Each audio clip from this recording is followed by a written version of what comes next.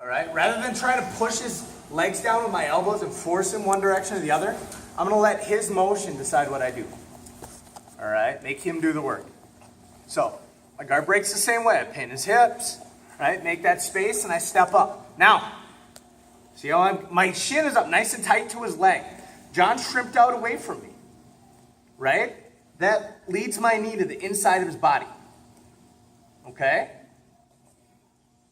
Make sense? So, I'm just going to cut that knee the way he directed me. And I'm going to knee slide through. So I stepped up, my weight's back. If I can, I want to keep that elbow inside his leg. And as soon as I'm ready to attack, that arm is going to shoot under his far armpit. Okay? He's shrimped out, my knee goes to the ground, and my arm shoots underneath as my shoulders come forward. I'm not reaching out, right? I don't want to put this arm in danger. My arm stays attached to me as I slide forward. Okay?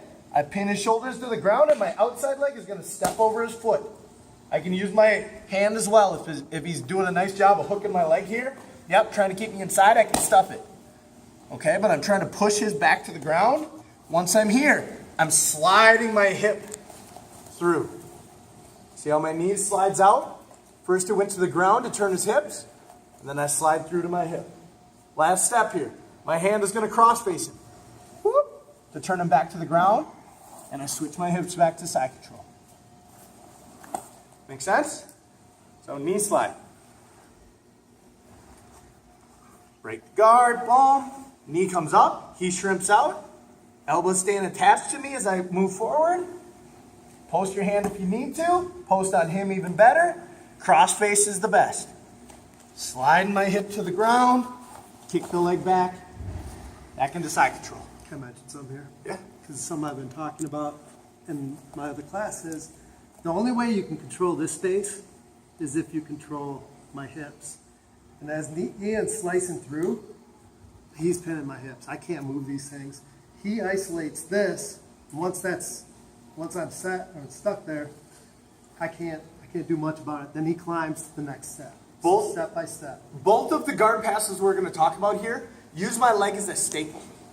Okay, so my foot is on one side of his leg and my knee is on the other side. So whether I knee slide through or I staple pass on the other side, my knee and my foot are framing his leg, okay, above the knee so that he can't move his hips, right? Whichever side it is, I'm doing the same thing.